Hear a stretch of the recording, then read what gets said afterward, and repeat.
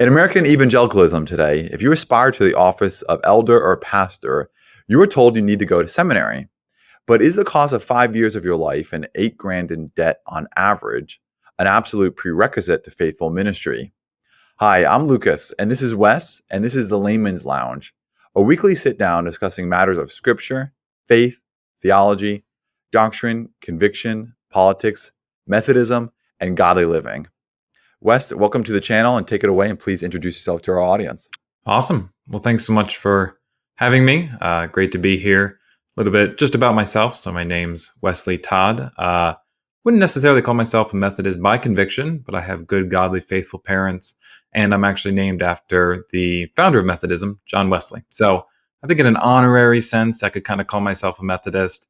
And I have a lot of respect, even being convictionally Calvinistic, a lot of respect for John Wesley, for what he did, his preaching. I mean, just even you look at the United Kingdom and he would start his ministry some places, he'd go through a town, and it'd be full of brawling, drunks, and profanity in the public square. He would preach the gospel, he'd present the gospel, call people to repentance, come back through a decade later, the town would be cleaned up and be changed. He really changed the face of a nation. So lots of respect for John Wesley. I call myself an honorary Methodist. Great to be here. Looking forward to discussing this topic.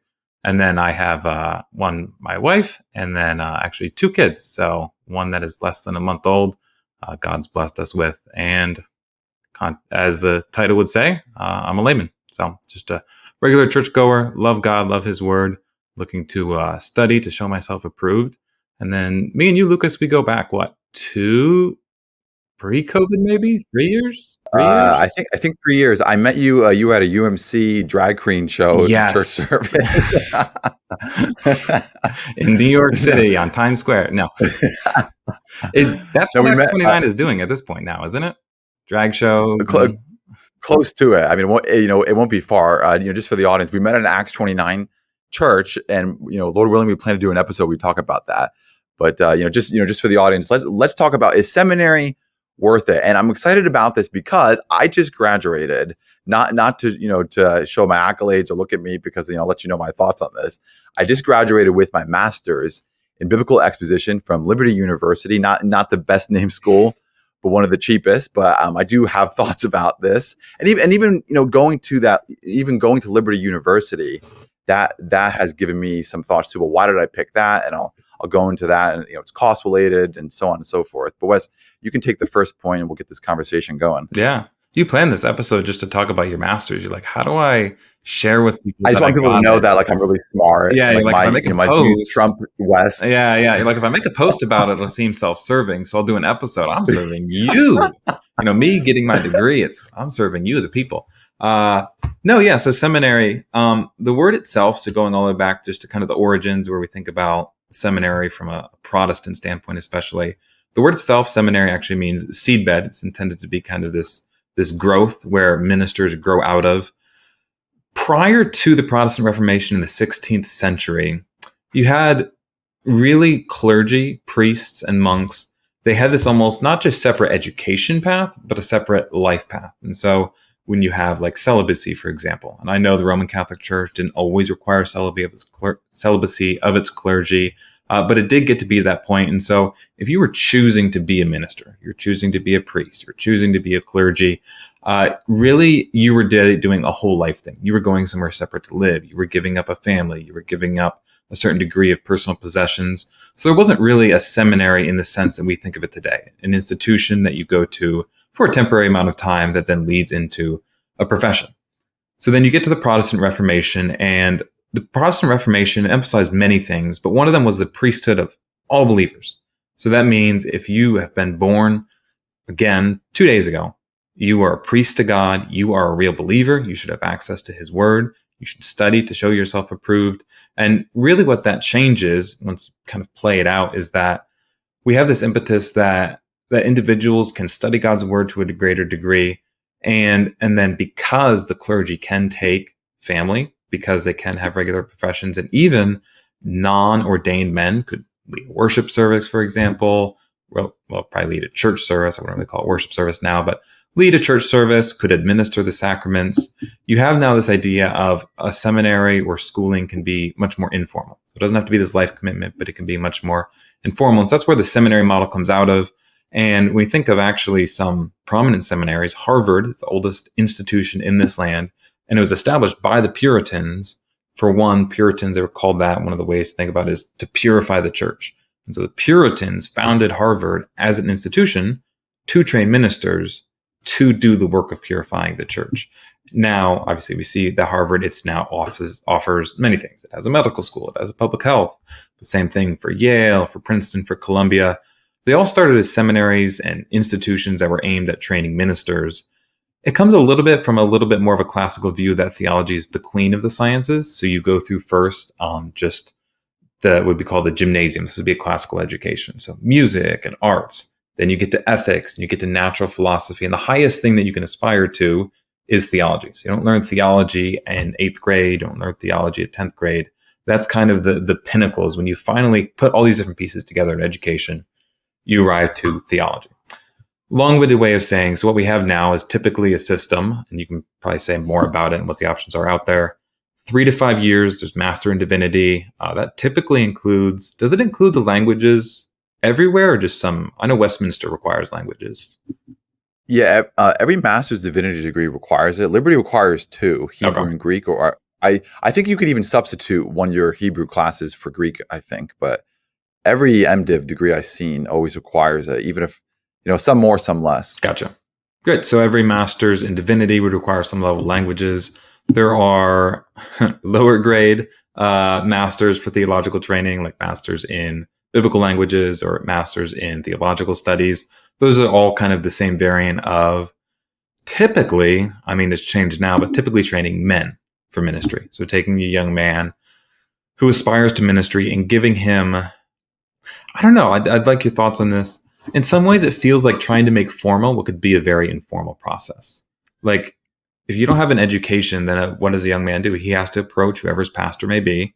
It could be a young man who's looking for other people to join him, or it could be someone very established who doesn't want a successor. So I feel like it does do a service in that it formalizes. If you feel called to ministry, I do X, I do Y, I do Z. Now I can be ordained. I can actually participate or lead these church services and preach. What do you think about that?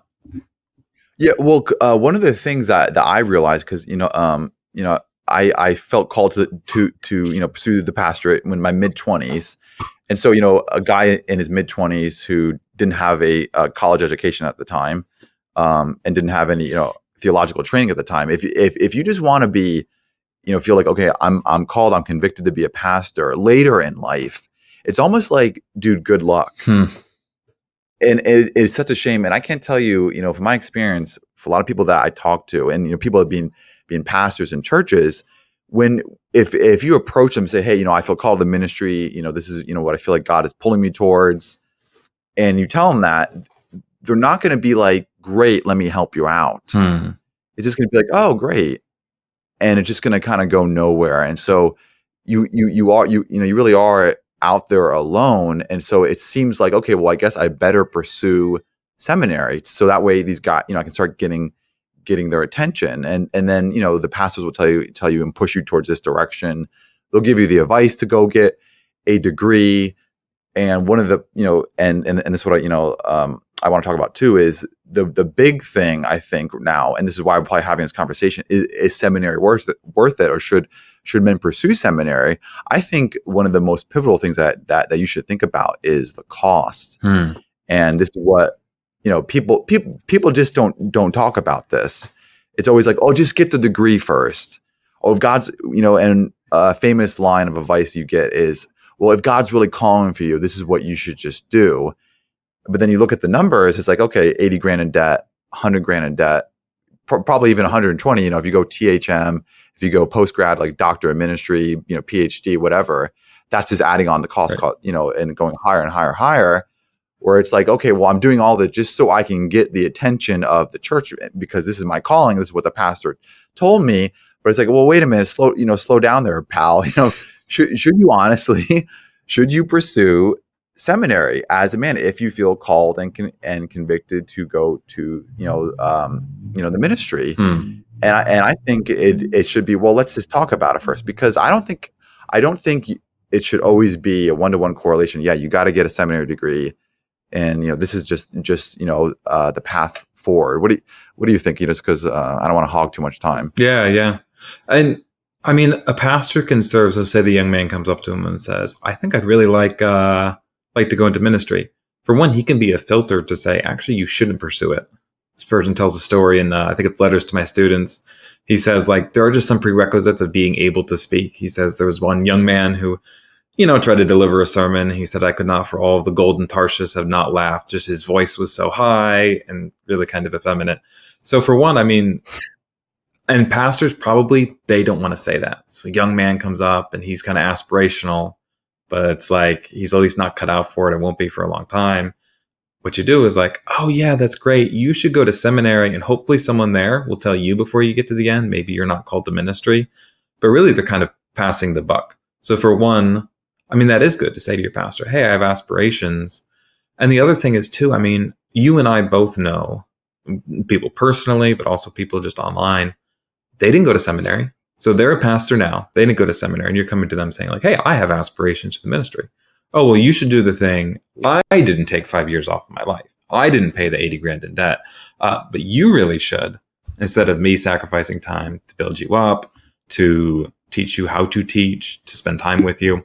So they can kind of pass the buck like that sometimes. Now, a good minister will take that and say, that's awesome. And that could depend. If you have giftings, let's talk about it. Yeah, we could develop that. What would you think maybe training would look like? What's your time frame? But maybe too often it just kind of becomes the get out of jail free card. Someone maybe comes to you oh, can you set me up with so-and-so's friend? And oh, they're not really dating right now. And so pastors, I think, can do that with a theological degree, because then in 5 years, hopefully it won't be their problem. And churches talk about saying, churches should train men up more instead of offering seminary. So, I was also thinking about that too.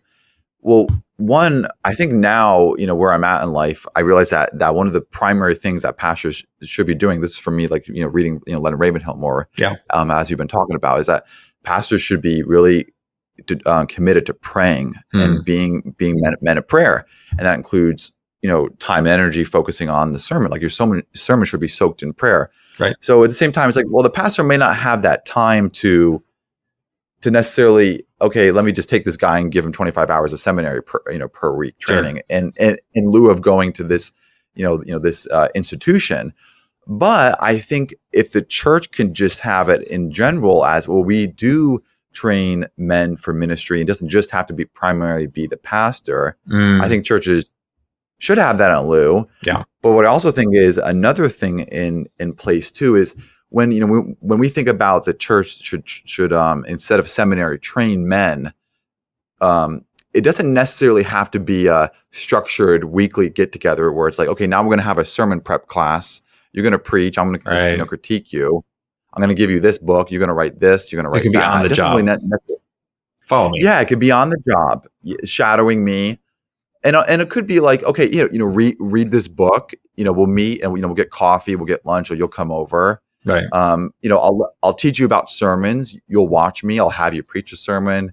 I'll give you advice. I'll critique you. Et cetera, et cetera. It could be that way to lessen the load, because I think a lot of times when again when we say, oh, churches should offer seminary training in lieu of going to seminary so you can save money. Right. Well, yeah, it could be, but it doesn't have to be structured either. It should be more discipleship focused, where it's sporadic. It's okay, we'll meet here. We'll do this. We'll do that. Right. But the point is that he's shadowing the pastor. He's the Timothy to his Paul, right? Yeah. Did I say that right? Yeah. He's a Timothy to his Paul. He's the John Mark. Oh wait, the other one. Procedure. Yeah. Yeah. Right. Yeah. It doesn't have to be this whole big thing. And I mean, if you're a pastor and a young man comes up to you and says, well, here's the tough part. You can tell me what you think about this. Especially when you get to a bigger church. I mean, we both came out of a church that was about 500 people, and we've been to other churches. There's a certain status that comes along with it, and ambitious young men will strive for, I don't want to say spotlight or, a visible role like it's a bad thing. Like it's good as a man to want to make a difference and to want to impact people, but it can be a coveted kind of spot. And so, yeah, there's just going to be young men. They're for one, there are grifters, like people that genuinely hop from place to place to place that just want the pastor's ear. They want the most power as fast as they can get it. They want to be teaching within 6 months of joining. And I mean, like if you have already, say, an elder board of 5 individuals, there's not a lot of opportunity to just preach, especially on Sunday morning. Like in like funerals and stuff like that. Like if you're in part of a young church, there's not really going to be a ton of like weddings. Like nobody's going to want the intern up there shooting from the hip on 1 Corinthians 6. Funerals, there's not going to be a lot of funerals. Michael Foster, he's starting a new program. It's a collaboration with RTS, Reformed Theological Seminary in Jacksonville. And there's a lot of accompaniment, exactly what you talked about. You're going to come with me in sermon prep. You're going to come with me in house visits. You're going to come with me in funerals. But that is a load on pastors. I will say, like, it's not nothing to have a young man tag along, to pray with you and to read with you. And here's the deal. You probably put a lot of time into them, and 8 months in, they'll be like, oh, I thought being a pastor was preaching sermons and putting on a vest for a podcast. It's visiting the sick. It's going to hospitals. It's preaching funerals for the sons of this family who the son didn't know the Lord.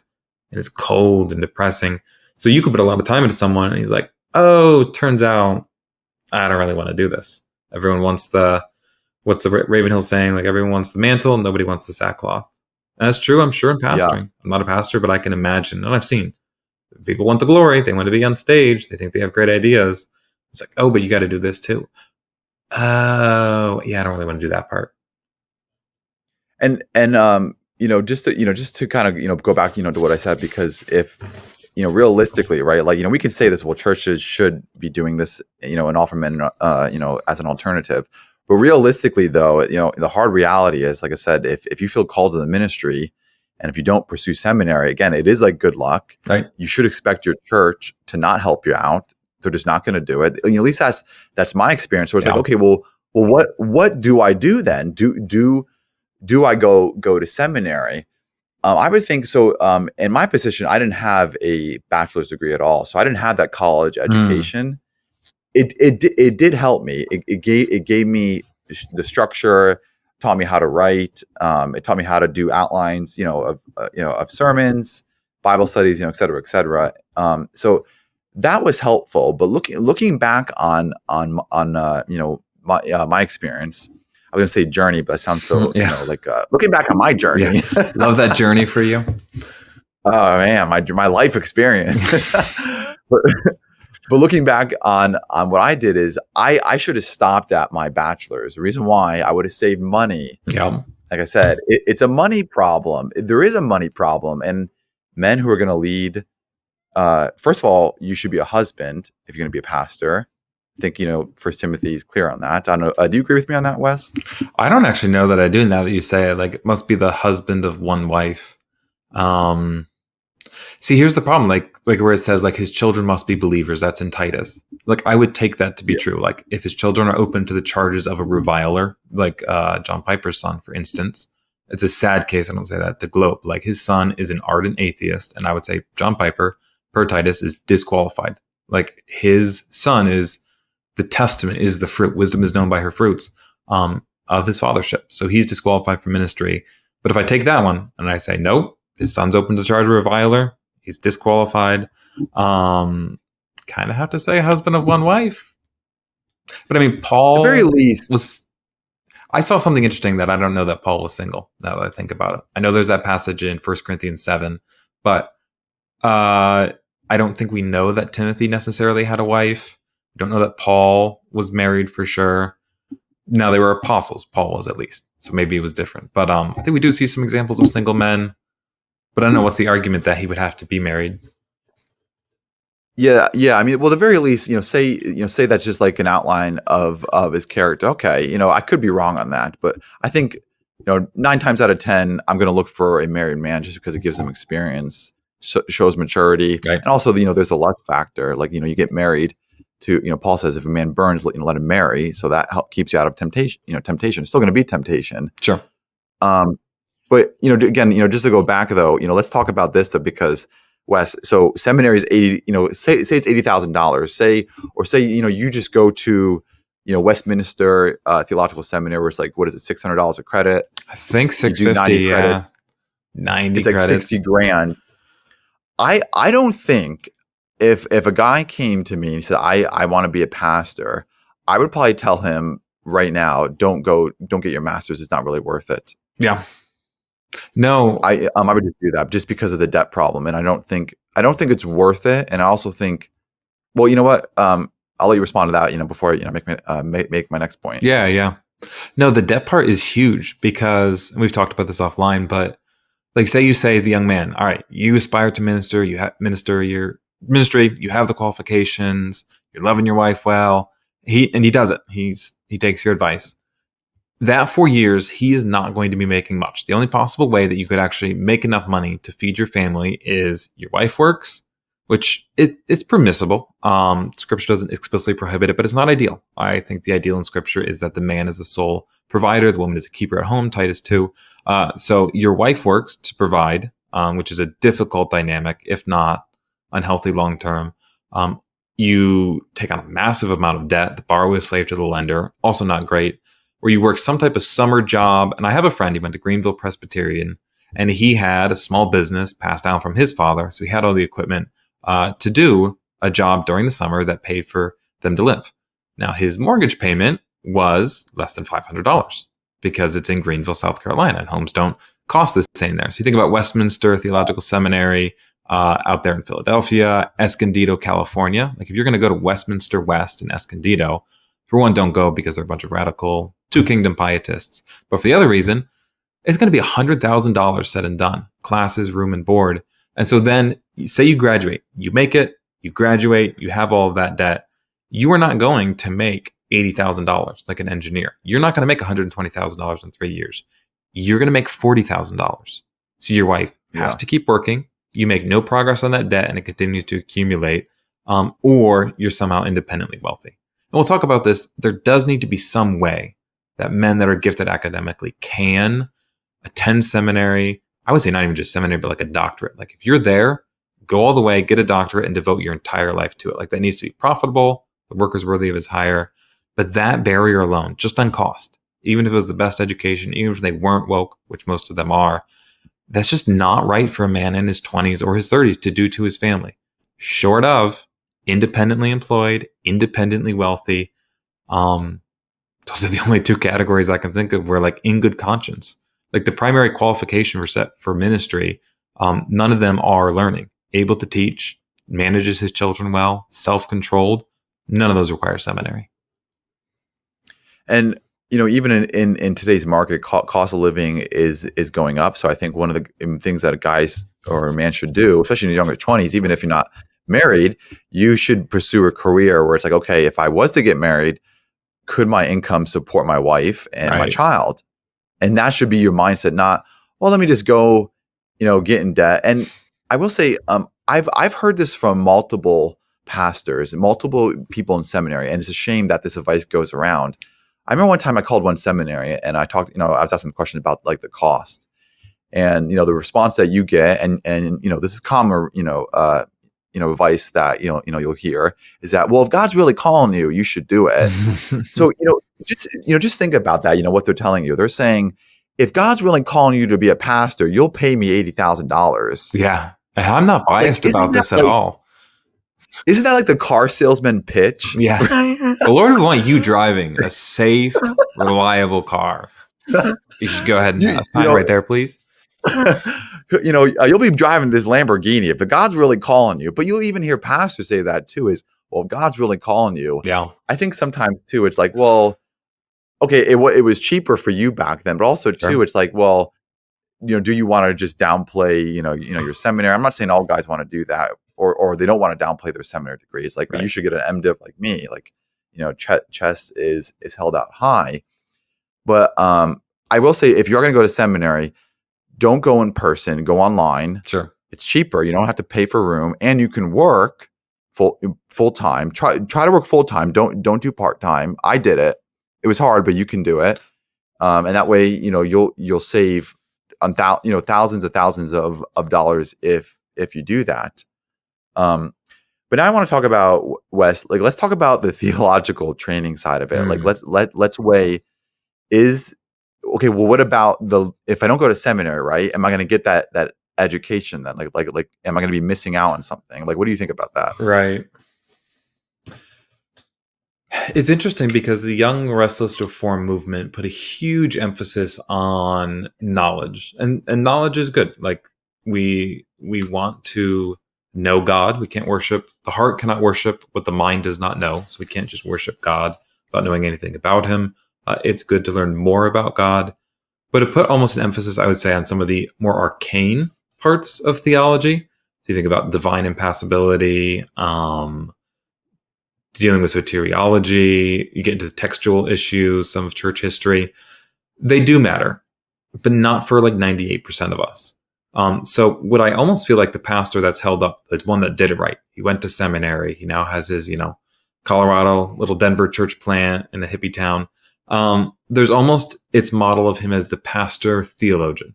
So he's a pastor, and really he's pretty much a theologian too, like in a formal sense. Now, everyone they talk about God is a theologian to some degree, because you're either a good theologian, you say true things or bad things. But it's almost evolved to where we feel like every single man that would step in the pulpit, or every single man that would serve as a pastor, has to be almost this pastor theologian who can recite to you the canons of Dort, who knows all these ins and outs of church history. And I really don't see that in the qualification for elders. So we think about the theological aspect. Is it good to know the languages, to know church history, to know all of these things? Yes. Is it a requirement? No. You can be a good, faithful pastor, love Jesus' sheep, preach the word faithfully. Now, you should recognize and say, hey, I don't know church history as well. And so when something like COVID comes up, don't shoot from the hip. Be like, well, let's just do what they say. Hey, let's go back to what the church has thought on 1,500 years worth of thought about the church's intersection with the state in Romans 13. And so on the theological side, and that's why I would almost lean towards, the doctorate. Like, I think of just the mind of Herman Bavinck, an incredible scholar. Gerhardus Voss, another one. He went to Princeton at 22 and he knew 7 languages. Brilliant. Brilliant. He deserved to spend his entire life writing and thinking and researching theology. Most of you who like Gospel Coalition articles do not. You're not original, and you don't even need to worry about some of this stuff. Like don't worry about some of these arcane questions or counsels of the past. Worry about go finding a wife. Worry about self-control. Worry about all of these things. And so that's the nuance. Is theology and knowing more about God good? Yes. Is it essential, though, for the pastor? And that trade-off of that $80,000 in debt, is that worth knowing more about church history that really you could have probably read on your own? Oh, definitely. There's a lot of guys who will know a lot more than, or just as much as these guys who go to seminary. And even when I was in seminary, there is, or I mean seminary. Maybe Liberty's not even a seminary. Not to knock it, because I think it's a good school, for overall, but it's not like a prestigious one. Right. But there was so many times, Wes, where I was wishing, man, I wish I didn't have to read this book for my class. I really want to be studying this. So it was doing the opposite. It was like it was pulling me away from what I really wanted to study. And so it wasn't that crucial that, okay, I absolutely studied this. And a lot of times, too, your seminary classes, and as people will tell you, the saying is, what is it? It will give you a mile wide knowledge and an inch deep, I think is what they say. Right. And that's true, because one of the things that I had to do, and I still do, like, I love to read, but if I just stuck with my seminary degree or my undergrad degree, I wouldn't have learned that much, honestly. Yeah. So it's like, is the man committed to learning and always learning? Because a lot of these pastors will, they're not readers, they're not bookworms, they're not always learning, they're not always studying. Right. It was like, well, okay, you can pass a class and get an MDiv degree, but that doesn't really mean you even, the end goal is like, you're not even going to, other than just a MDiv attached to you, or a DMin or PhD attached to you, it doesn't necessarily even mean that guy actually knows a lot of stuff, and it could be the guy in the pew who knows more than him. Yeah. So it's like you really can gain this knowledge. because that even comes down to your character. Again, is this guy a learner? Yeah. Is he a reader? And I think pastors should be learners and readers, not these intellectual. Oh, I can do this, and Right. I'm just all about that. But it's like, okay, the guy should be somewhat of a, I don't know, a bookworm or a scholar, a character, and that comes from his character, Right. not from going to seminary. Right. Exactly. I was going to say, like, I think sometimes young guys can think like, if I don't get the degree, nobody's going to know I know what I know. I'll do all this reading for all this time, and just like, nobody's going to think I know anything. I'm going to sit in the corner. I've just known so many people that, like, it's just apparent as you get to know them, that guy is smart. That guy is well read. That man has a good grasp of history. He's learned how to argue, to defend, to do apologetics. And so my encouragement would be, if like you're a young man and you're like, man, I feel like I got to get the rubber stamp on a piece of paper to just kind of verify, like, I've done the reading. I've dug in. I understand the Bible. I understand, some of these key important topics of church history and pastoral counseling, the dynamic of different individuals in different situations. It will come out. Like, do the reading and keep at it. I think Galatians says, do not grow tired in doing good, for if we sow in due time, we'll reap, provided we do not give up. So it's a good thing to learn and to take dominion and to be intellectually formidable, and it will come out. And you can have, here's the thing. If you don't have that, the piece of paper that says you do won't fix it. And if you already have it, you don't need the piece of paper to validate it. Now, you can have both. It's not mutually exclusive, the paper or the intellect. But you can have the intellect without the piece of paper. Yes, absolutely. And really, what we're trying to communicate is don't get in debt. Yeah. Don't get in massive debt. If you just have your bachelor's degree, that's fine. I think. I think, okay, like me, like I didn't have anything. It was good for me to get my bachelor's. I didn't have to go beyond that, I think. And I really didn't learn. I really just went from like not 9 pages due to like, okay, 12-page paper due. Instead of 15 sources, you need 20 sources. Like it really wasn't that big. And that's actually why I went for it, because I didn't get my MDiv. I was going for my MDiv. I went for my my Master's of Arts in Biblical Exposition. That cut the cost in half. I saved like $10,000 to $12,000, which is that goes far away in New Jersey. Living in New Jersey, paying rent. What is that? Half a month worth of living expenses? Yeah, actually, sadly, it's 2 months. Oh my goodness, that's pathetic. Yeah. Down like Eagle Pass, Texas, it's like 6 months worth of food and groceries, a 4-bedroom, 2-bath. No, it's not quite that, but it's a meaningful amount of money wherever you are. Yes, amen. I do want to. So I got some quotes on my phone from Len Ravenhill. Yeah. One of the things I want to talk about is so there's a proverb.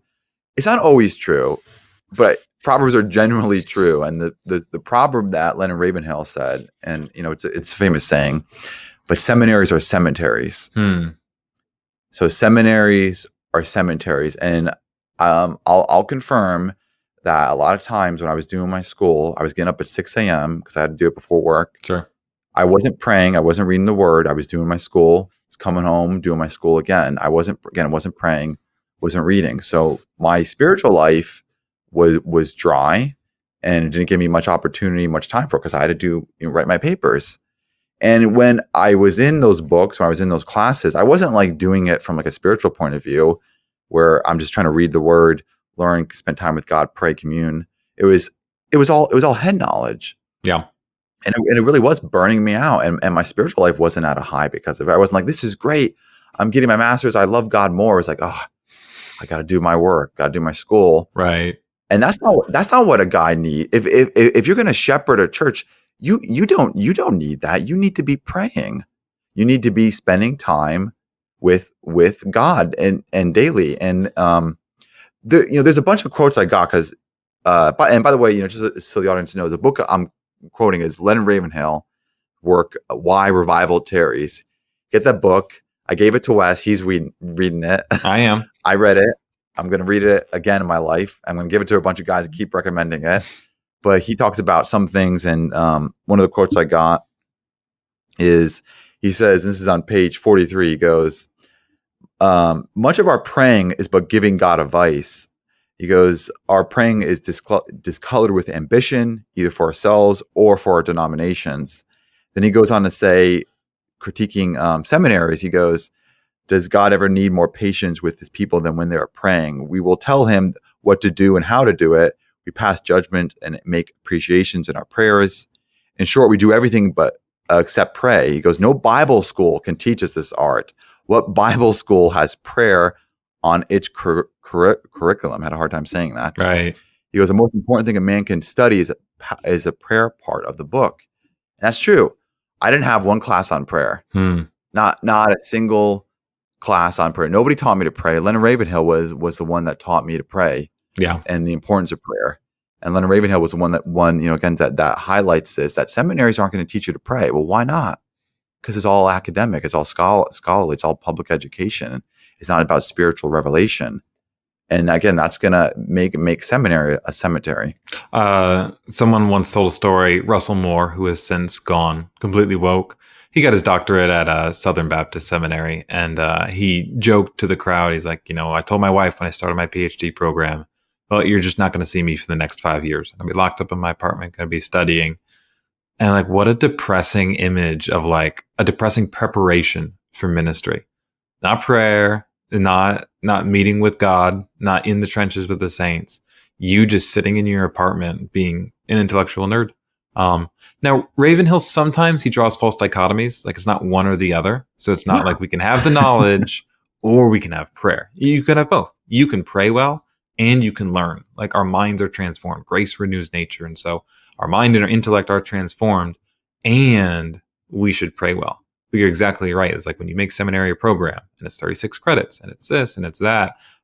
Cool. You pass them. You filled out the forms. Here's the stamp. The very things that qualify you for ministry, prayer, faithfulness to your wife, self-discipline, love for the people of God. Oh, we forgot those. Did you have any women in your master's program at Liberty? Oh yeah, definitely. And I also women of both genders. Definitely, because they switch around some classes. Like it's like you can get a Christian degree in something else, and they'll have you take like 3 credits in Bible. But yeah, you would, but none to my knowledge pursuing ministry. Gotcha. So I didn't have that, but definitely some girls here and there, and even the online experience. When you do online, it's like you're not going to get that in person benefits of just like finding fellow Christians and everything like that. So that's why, right, if you go to seminary online, which I recommend you do for cost, make sure you're in a church, make sure you're being discipled, make sure you're spending time with the saints, the very least, and then praying, reading the scriptures, daily, because it will suck you dry. It will suck you dry. And just to go back to Ravenhill too, a lot think of the majority of preachers today. We're in such a bad state. The majority of them are woke, they're sold out, or they're just not taking stands. They're effeminate, they're weak. There's feminism. All these problems. But I guarantee you, how many of these guys, they have MDivs, THMs, demons, PhDs, and none of them belong in the pulpit. It's like you can have all of these credentials, you could have everything and like look good on paper. But if you're not what Leonard Ravenhill's talking about, a man of prayer, then it's not worth anything. Right. It's not worth anything. And that's why, he's saying seminary is a cemetery. And what seminaries have prayer in their curriculum? Well, none. Why? Because they're not focused really so much on building up, Christians to be faithful shepherds of God people. They're focused on your public education, and they want to give you that credential, that accolade. And then you can put it on your resume and get hired. And that's it. And the money. There's nothing wrong about being a money-making institution, but they do want money. Doesn't that sound very sad, though, Wes, if you think about it? Wait a minute, Lucas. You're telling me that seminaries focus on this, not actually, making me into a prayer warrior? They'll say it, right? Sure. But it's like, well, why aren't they telling me about prayer?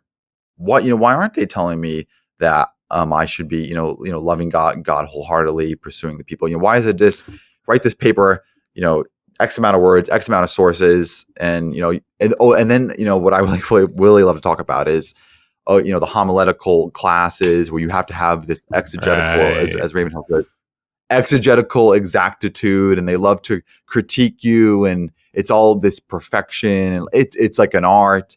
None of it's the power of God, the power of the Spirit. None of it's about being soaked in prayer, communing with God.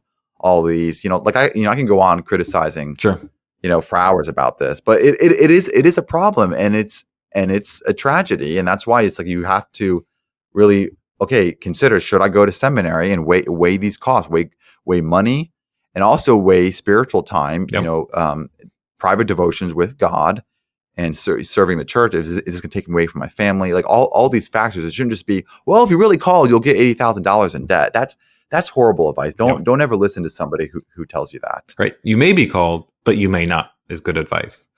What would be your steelman case for seminary then? Because I don't want to, I mean, I'm sure there are people, for one, pastors, men, they went to seminary and they said I did a great job. They prepared me. I was able to do it. It wasn't a burden on my family. I'm really happy I had the formal training. So for those guys that had a good experience, and there are many faithful, I think if it's in Kentucky, a Reformed Baptist seminary, there are faithful men that have dedicated their lives to the scriptures, to teaching it to other men, of how to preach, how to counsel, how to pray, how to love God's people, how to minister. What would be the case, or maybe what would be the profile of that young man that you would say, yes, actually seminary might be for you. This should be something you should pursue. What's the best case you could make for that someone should go to seminary? So it is a genuine way for people to track your credentials. So it's not like throwing the baby out with the bathwater, because primarily, we could fix seminary to be more godly. We could. Yep. So it could be redeemed. I think the current way has problems. So it could be, if you can, and it does honestly give you that, what's the word I'm looking for? Like formality, or it sharpens you out. If you do better with a class, that might be the best way to learn. Yeah, definitely. And it does give you, the guide for how to do sermons, which is really important as well. Some people, they're not that committed to studying, theology. I mean, even then, I would question if they should really be a pastor, if they don't like studying. Right. But it can give you a taste for it. And it does teach you doctrine. Like, it does teach you good things. Like we want all this. So really, I guess just looking at what I'm talking about, I'm primarily critiquing the current model of seminary. But if you can be pastored or discipled by a pastor and go to seminary, it can benefit you. It's not weighing you down with financial burdens or means. It's not draining you dry. Right. Then you could go. I'm not going to say it's a sin or it's bad, or nobody should go to seminary. Right. I'm not even at get rid of seminary, forget it. I'm really just against the things we were talking about: debt, commercialization, spiritual deprivation, accolades. Where it's we have to focus on these priorities, and then we can maybe go into seminary and focus on redeeming it and being godly, or training up godly men to be pastors. Yeah, and I mean, if you are just brilliant, you can read, you can learn languages well, and you can write, you should probably do this for a living. God distributes giftings and talent to people unequally. The parable of the talents. God gives to some people more. He gives to some people 5 and some people 1. So the 1, you're not going to get to make a career out of reading and writing and lecturing like R.C. Sproul did. R.C. Sproul was a baller. He built a massive institution with other people, and with God's help, obviously, a massive church, and led a very faithful life all the way to the end. Not you, Lucas, but in general, 98% of listeners, you're not R.C. Sproul. You are not as smart as him. You are not as gifted as him. Same thing with Leonard Ravenhill. I don't know what formal education he had. There are very few men as eloquent and as dynamic in their speaking as him. So there are those men, and those men should make it a full-time paid profession to study the word, to minister with it. Maybe you are that pastor theologian. Maybe you're a professor. Maybe you are an author. I think of Stephen Wolf's work on civics and ethics. Excellent stuff. He has his PhD. He is gifted, and I would say called by God to do that. But you have to be honest with yourself. Are you more like Stephen Wolf, or are you more like, you couldn't write your way out of a tin can. If you can't write your way out of a tin can, be humble. Don't be proud. Don't get yourself into $80,000 worth of debt. Don't take on something and have to learn the lesson much more painfully at 35. Say, you know what? You know what the Lord wants me to do? He wants me to work on the farm that I have with my family. I'm not called to this stuff. And that's okay. And it's actually God honoring if in my vocation that he's given me the gifting and the aptitude to do, I'm content with it. I do it well. I do it for the kingdom. And someone else gets to study Hebrew and Greek. And that's not me. We just can't be jealous. We can't be proud. We can't be jealous. We can't think ourselves higher than we ought to be. Like, just, you're not, most of us, not you, but like most of us, we're not called to seminary. And that's okay. Even like ministry, like not many of you should be teachers. Most of us won't be. And that's okay. Your judgment will be less severe than those who are. So I think that should be a principle of like, honestly assess yourself. If you are gifted, you should actually go for it. But if you're not, don't lose a night's sleep over it. And be cost minded as well. Like that's why I went to Liberty. I looked around at so many Bible colleges, and I chose Liberty because they were the cheapest. Yep. Why? Because it matters. It matters what you pay now, and the cost of living is going up. Our economy is focused on two incomes. We want to be one income family. Guys should be striving for that. Yep. Supporting their wives and everything. And I think pastors most of the time should be married. All these things. Last, I do want to say too, Wes, and I know you'll agree with me. Watch out for a lot of these seminaries are woke. Yeah. So you got to be prepared. The seminaries or have been infiltrated. So it's not like they're outside the gate. No, they're in the classes, and that's that comes down to what the problem with wokeness. They're training these guys in seminary. Yep. The guys are going into churches and doing this. So just be on guard. I did come across some stuff at Liberty. It wasn't so hard, like in your face. Like I know other seminary classes seem to be that way, or other institutions seem to be that way. But just be on guard as that as well, because you don't want to go to a woke college. Yeah. Like I know RTS. I would never recommend that. Why? Because Tim Keller, William Duncan went there. Yeah, for some classes. Yeah, so that's like it seems like it'd be like an Acts 29 college. Certain colleges like I wouldn't go to. So check that off your list. Yeah, I would say too. The model probably uniquely fosters professors and men that will be like that. That will be soft because they've sat all day in an office. They're never out with the blue collar guys. They're not the people's pastor. And so they sit up in their academic offices, and then you want to curate favor. You have big donors, you have alumni, you want to get invited to the coastal elites, little bashes and write your New York Times op-ed. And so there's a real temptation in academia. If you're going to sit in an office 40 hours a week, real temptation to become a soft man, to become men without chests. And then the controversy comes. You've never wielded a metaphorical sword a day in your life.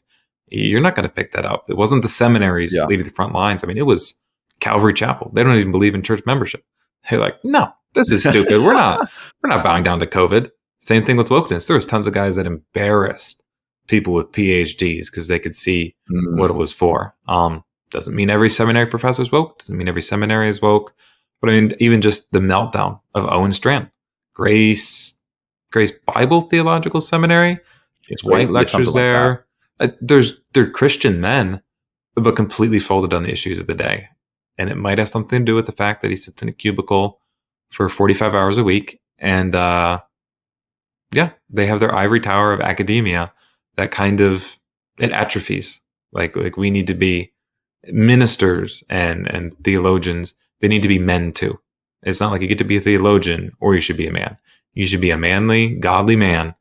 And if you're called the vocation of theologian, you're that on top of it, not instead of it. Yeah, definitely. And just to give, the audience too, a more encouragement. If you feel called to be a pastor, definitely pursue, I should say, internship somewhere. Yep. A lot more churches will do that. Even if it's just like youth, just do it. Like I know, you may not like it and you may just want to be a pastor. Just do something like that. Get stuff under your belt, or if there is like a preaching class, or if you can be a leader, like I did like a chaplain-ish thing at like a Faith RX. Like get something like that where you can be teaching, leading lessons. get that under your belt, definitely. And also pray about it. Pray all the time. Have a strong personal devotional life every single day. Make that your commitment to pray, not just like 5 minutes. Spend more time. Try to go for an hour. Read as well. Read the Bible, most importantly, and love God wholeheartedly, your neighbor as yourself, and serve the church and spread and focus on spreading the gospel continually. And if God has called you, and I remember you told me this, Wes too. God will get you. God will work things out for you. Like He's not just going to let you go to waste. Like there's responsibility for sure. But keep pursuing it. If God is calling you and it's true conviction, that conviction is going to last. Yeah. It's not just going to dwindle. It may go through ups and downs, but be committed to that. Why? Because you're committed to serving God and serving Jesus Christ. Yep. Yeah. And be content to labor in obscurity. Maybe you feel like you're called for it. You have the intellect, but no one's seen it. It may be time to faithfully minister for many years, doing the good you can. And God is equally honored by that, as if you would get noticed or get your seminary scholarship. So, and start a podcast. Yeah, well, that's the most important thing. You can't go to seminary unless you started a podcast. Like, all right, we got your pastor's recommendation, name and address. Oh, a check for $3,000. Can you just? We don't see your podcast on here. Argue online with people on Twitter about theology. Yeah. Well, that's actually a whole class. Yep. Twitter spats. 101. Yep. Twitter polemics and podcasting. You can actually, it's like a 6-credit intensive session with James White. The podcast intro, James White will be the perfect guy to teach you how to Twitter etiquette. Yeah. The key of Twitter etiquette is to scold other people for doing the thing you do. If you need nothing else, just go there and just start scolding. Especially young, ambitious men. Yeah. All right. Well, that was episode 1 of the Laymen's Lounge. So again, we plan. I don't know if I did clarify this, but we plan to do this weekly, guys. So it's a new spin-off series on Method Ministries, me and Wes. So we plan to talk about topics like this. Please share this video. Please like it and drop a comment. Let us know what you think. And Wes, can they follow you anywhere online that you want to drop in? Yep, you can follow me online, just on X/Twitter at 1689 or just 1689ER for some hot takes. And looking forward to do this again. Thanks so much for having me on. All right, guys. God bless. Take care.